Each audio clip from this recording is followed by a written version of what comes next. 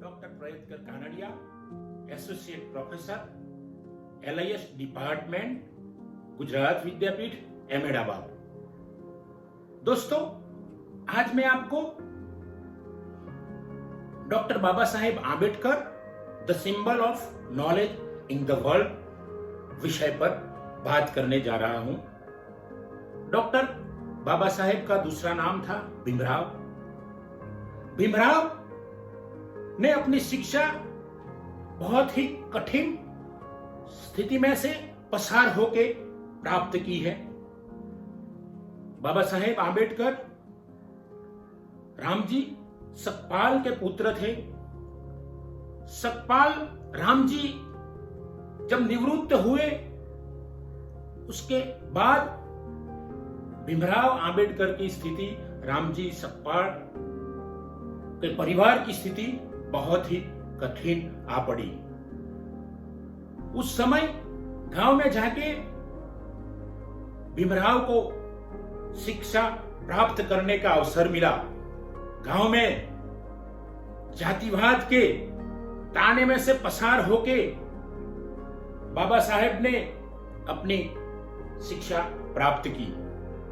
कई लोगों ने उनको जातिवाद, धर्मवाद के बारे में ताने मारे, फिर भी बाबा भीमराव अपनी शिक्षा प्राप्त करते ही रहे।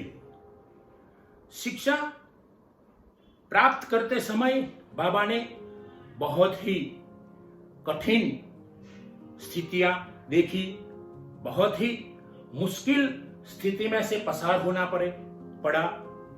छोटी उम्र में उनकी मां गुजर गई। वो बहुत ही बड़ा दुख भीमराव के लिए था। फिर भी भीमराव ने अपना मन मजबूत करके पढ़ाई शुरू ही रखी। बाद में वो बड़े होके Columbia University, London School of Economics and Political Science जैसे हायर एजुकेशन इंस्टीट्यूशन में उन्होंने अपनी शिक्षा प्राप्त की। बाद में अपने देश में आके उन्होंने सरकार की अपील से संविधान का सर्जन किया। बाबा ने संविधान में कोई ज्ञाति धर्म के विरुद्ध में ऐसा कोई कायदा नहीं बनाया कि किसी को कोई मुश्किल ही पड़े। बाबा ने महिलाओं के लिए स्पेशल लॉ बनाया। बाबा ने हिंदू मैरिज एक्ट के बारे में अपनी मुख्य भूमिका निभाई। पिछड़े हुए लोगों के लिए, आर्थिक पछात लोगों के लिए उन्होंने संविधान में अलग व्यवस्था की। बाबा के बारे में समाज में कई सारी गलतफहमियां पली हुई है। लोग कहते हैं बाबा दलितों के मसीहा है, कोई कहते हैं बाबा आदिवासी के मसीहा है। ऐसा कुछ नहीं है दोस्तों। बाबा ने तो सारे देश के लिए संविधान का सर्जन किया।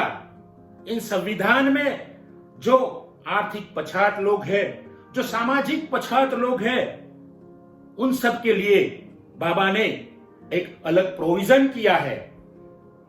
बाबा ने जो उस वक्त वो प्रोविजन नहीं किया होता तो जो पछात लोग हैं, आर्थिक पछात लोग हैं, सामाजिक पछात लोग हैं, उन सब के लिए बहुत ही मुश्किलियां होती। तो बाबा ने जो संविधान का सर्जन किया है वो सारे देश के लिए, सारे देश के लोगों के लिए संविधान का सर्जन किया है। दोस्तों, बाबा महात्मा गांधी जैसे देश प्रेमी हैं, देश प्रेमी थे। भगत सिंह जैसे क्रांतिवीर है, चंद्रशेखर आजाद जैसे क्रांतिवीर है।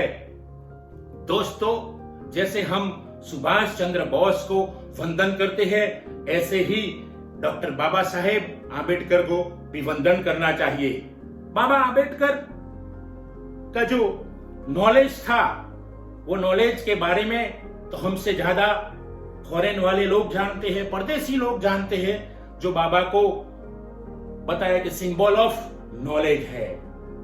बाबा ने जो काम किया है, बाबा ने जो शिक्षा प्राप्त की है, आज तक ऐसी शिक्षा प्राप्त करने वाले बहुत ही कम लोग हैं।